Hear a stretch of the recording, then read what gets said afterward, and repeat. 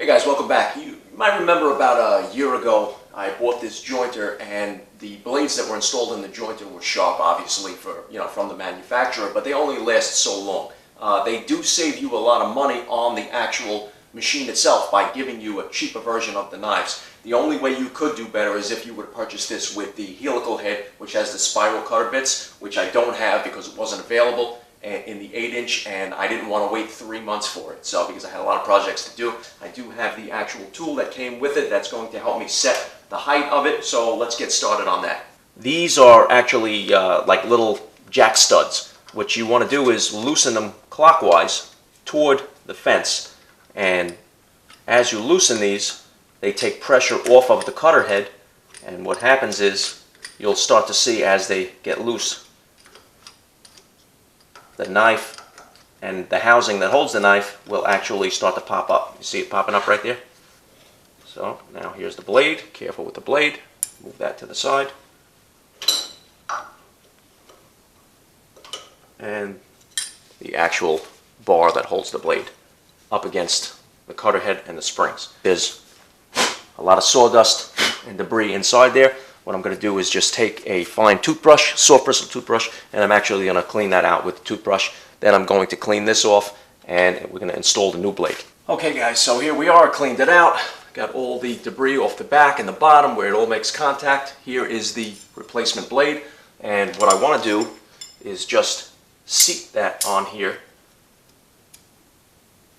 as level as I can. Make sure that these are all completely backed off, so I have a little room to slide it in here, because there are pressure springs in here. Do not lose those springs. If they pop out, you got to find them, because that's what actually lets you adjust the blade. The blade can be moved up and down.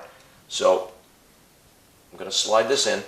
Now this does take a little bit of finesse here, because it's kind of a little bit of a pain. So once you drop that lock bar in, then you can let the blade just sit right there on top of the springs, like I have it right now. This tool here has, in the middle, it has a piece that comes down, and these sit on the cutter head, and the blade has to contact both of these in the center, and that's how I'll know the blade's level on all sides. Just get it close by pushing the cutter head down enough to where it's going to be right on the ridge. Once I get that on the ridge, I'm going to start to spin the jack studs a little bit more and close that gap.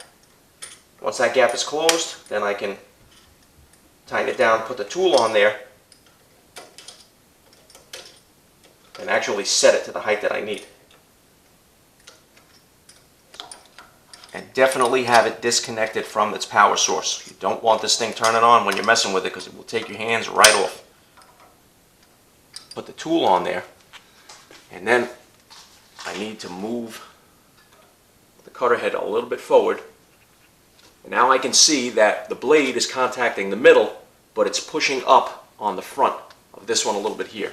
So what I want to do is push that down a little, and slowly from the middle out begin to tighten. And I'm not going to tighten each jack stud all the way. I want to just give it a little bit of pressure as I go, and I'm going in like a crosshatch pattern.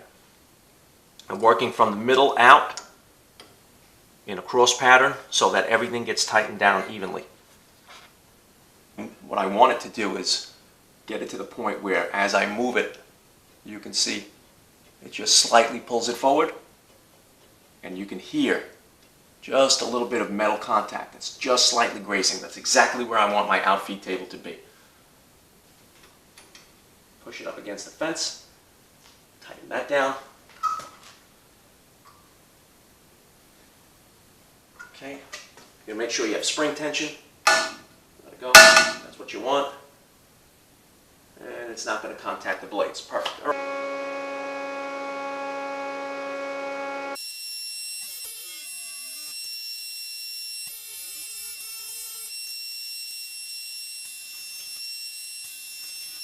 Okay guys, so let's check how we did. This was the surface that you've seen all the burn marks on. This is a piece of hard maple, by the way.